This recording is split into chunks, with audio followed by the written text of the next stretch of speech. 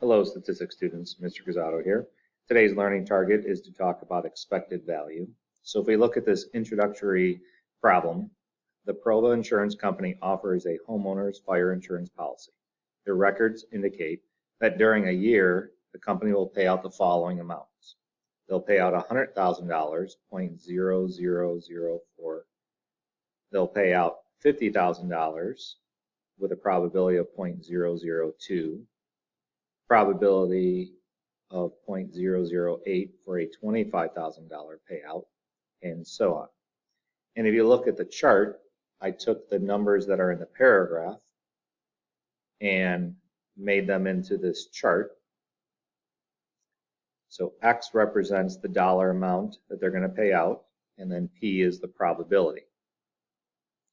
And for part A of the problem, I want to know what is the probability that the company's expense is 0. So I need to figure out this blue spot. From earlier in discussion, we know the probabilities add up to 1. So for part A, we would add up the pink probability, the green probability, the yellow probability, and then the remaining probabilities that I did not highlight. And when you add those up, you get 0.1254. And since probabilities need to add to 1, we're going to do 1 minus 0.1254 to get 0.8746. So that means, I'm going to fill it in the box first,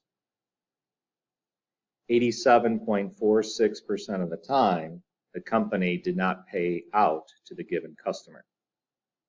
So quite a few customers pay premiums and they never make a claim is what they are saying. For clarity, I'm going to look at this $1,000. This means 7% of the customers, or 0.07, which is 7% of the customers, make a claim of about $1,000. Okay. Part B of the problem, I want to know the probability that X is less than 5,000. So strictly less than 5,000 means I would add up the orange probability and the blue probability. So I would add up 0.07 plus 0.8746. And when I add those two up, I get 0.9446. So this means 94.46% of the customers have a payout of less than $5,000.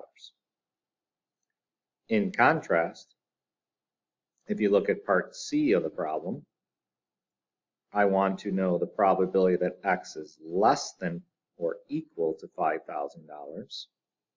So for less than or equal to $5,000, I'm actually going to include the 0.03.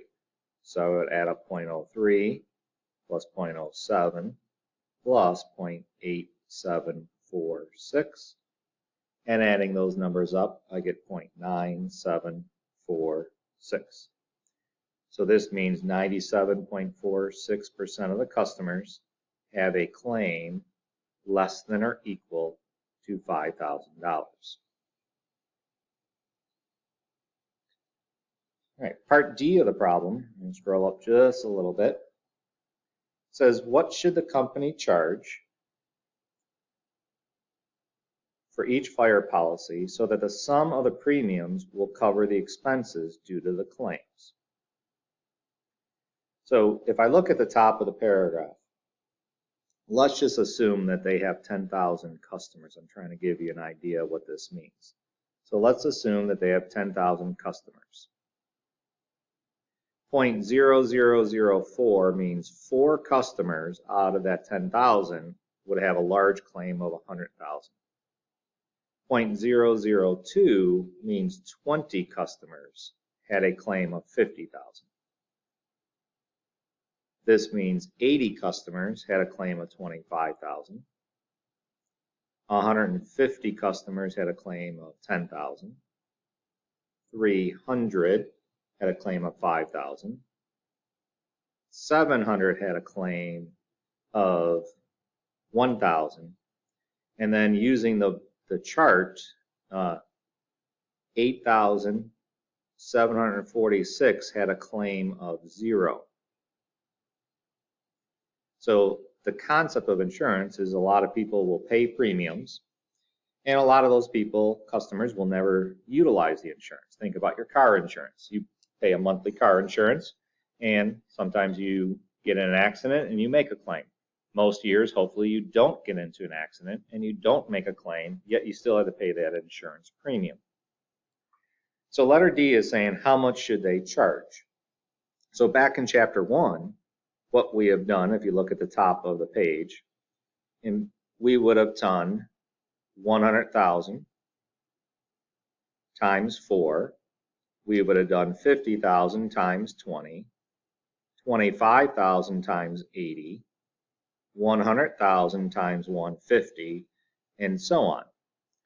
And if you were to do that, in the yellow, you have a $400,000 is what was paid out. In the blue, it'd be $1 million was paid out, and so on.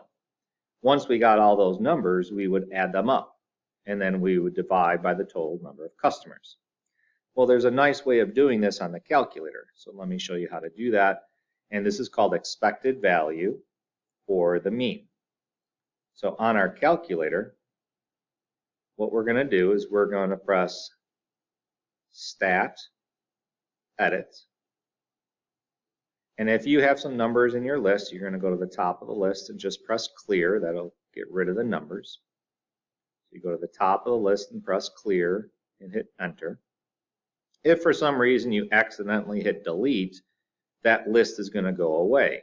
So if for some given reason you hit Delete and you need to get the list back, you press Stat and number 5, Setup Editor, and then hit Enter, and then go Stat, Edit, and the list will be back. So what I want you to do, and you could follow along, you could type in 100,000. We're going to type in the X's into list 1. So we're going to type in the X's into list 1.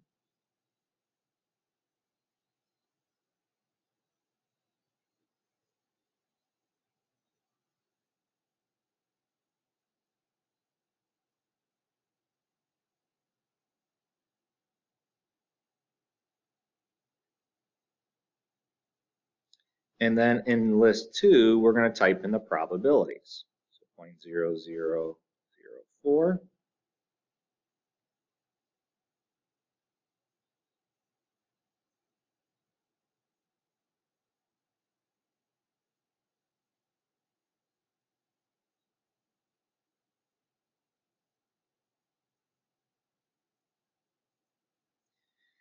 And then if we want to calculate the mean or the expected value, we're going to press Stat, move over to Calculate. We're going to press number 1, and we're going to set up our calculator like the following: L1, frequency, L2, and you may not have frequency list to be L2, so to get that, drop down to there and press second and the number 2. Then move down to Calculate and press Enter. And this is going to show you the average is 710. So that X bar represents the expected value or the mean of $710. The other number that we're going to use is the standard deviation, that 3,976 value. So I'm going to write those commands down. We press Stat, Edit. Then in list 1, you type in the X's. In list 2, we want to type in the Y's, type in the probabilities. Then you press Stat, move over to Calculate. You're going to press 1 variable.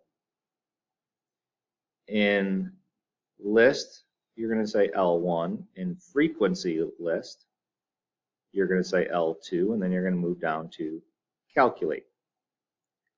And you're interested in X bar, which is the mean or the expected value.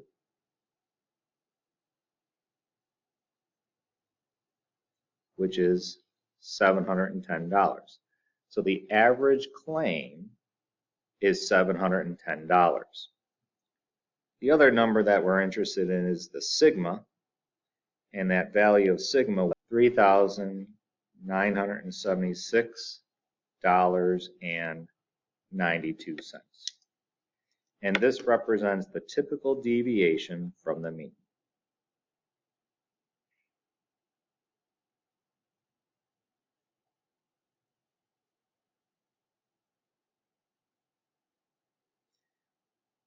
So let me talk about what the calculator is doing.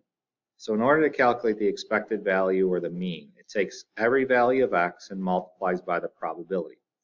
So in the chart, it's going to take these two numbers I just circled in red, these two numbers I circled in blue, these two numbers I circled in green. It's going to multiply all those numbers and then add them up. So to calculate the mean, you find the sum of every x times its probability.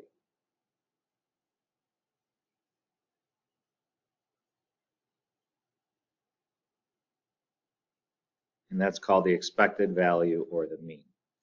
The standard deviation is sigma, and it's a little harder to calculate. There is a formula in your textbook if you want to look that up, but I do want you to know the interpretation. It's the typical deviation from the mean.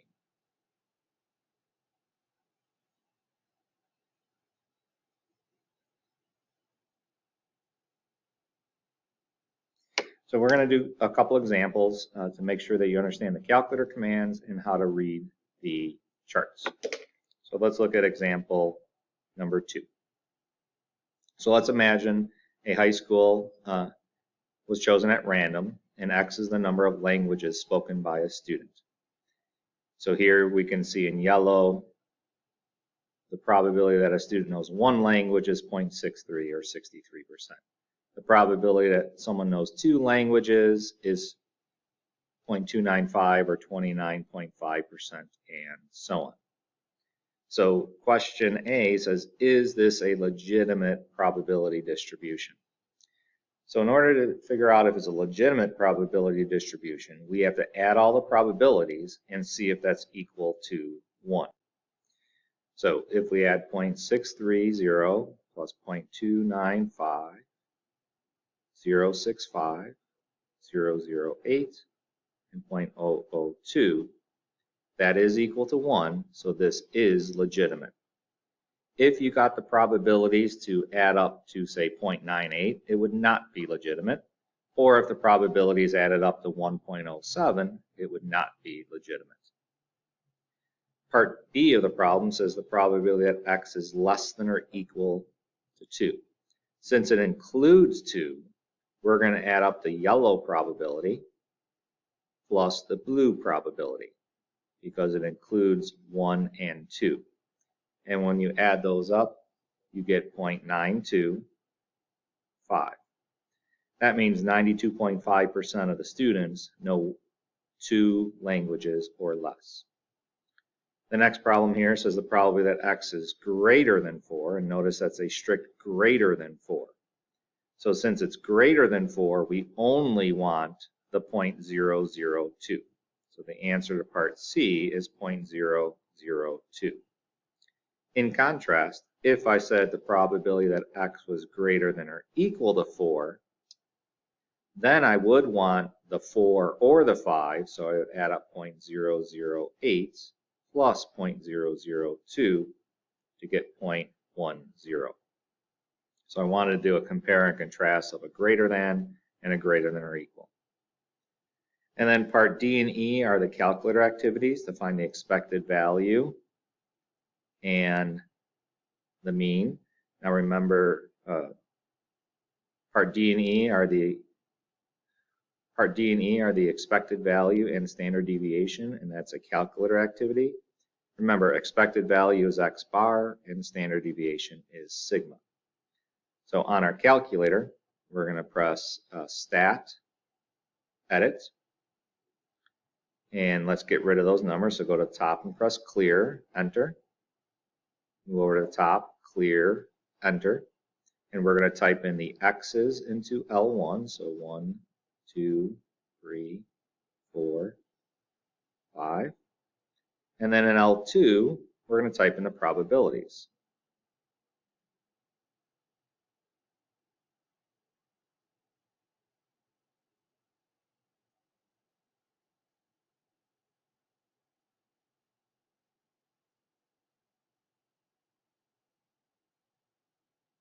After we type in the probabilities, you might want to make sure you don't have any typographical errors.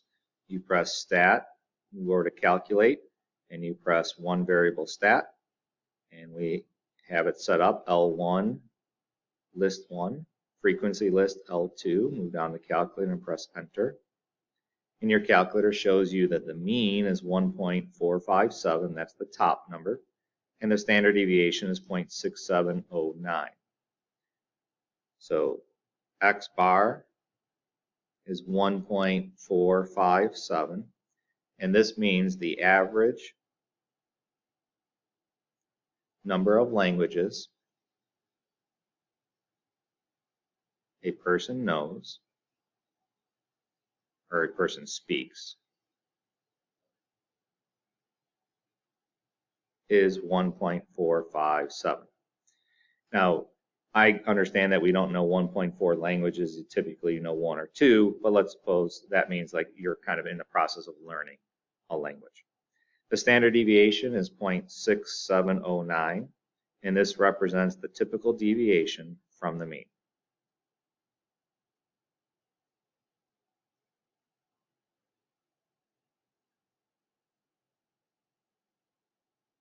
So let's take a look at the last example. So in the chart, we have a child's APGAR score, and that's the overall health of a child. It includes 5 factors: muscle tone, skin color, respiratory effort, strength of the heartbeat, reflex, and they combine those scores, the doctors, that give an APGAR score.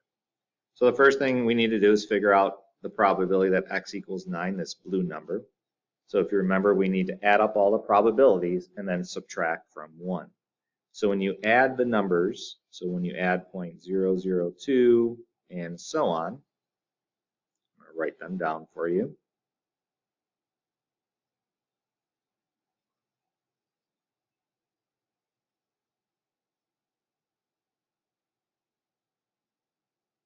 When you add these up, you get 0.88. And then for part A of the problem, to find that blue box, we're going to do 1 minus 0.88, so 0.12. So the probability that x equals 9 is 0.12. That means 12% of the babies have a score, an APGAR score of 9.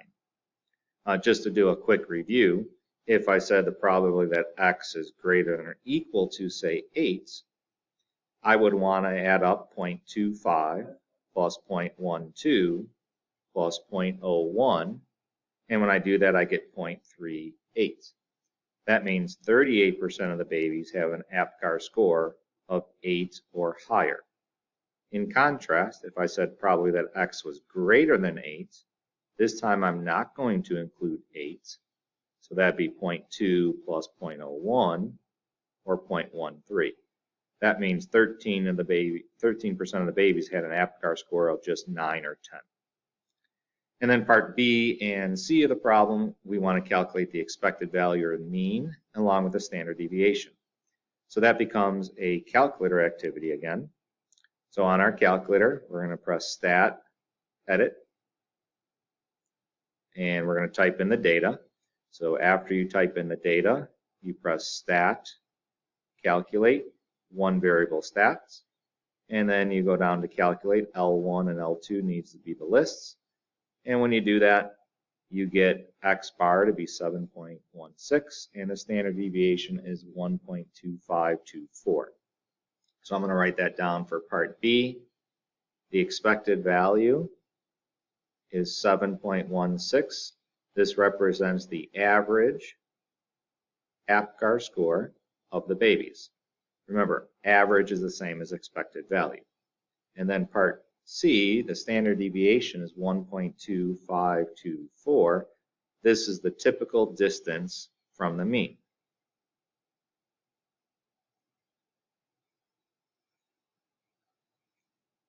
So what that means is If you took 7.16 and added 1.25 or 7.16 and subtracted 1.25, most APGAR scores are between those values. And that's just a typical distance from the mean. So I hope you found this video helpful for finding expected value in standard deviation.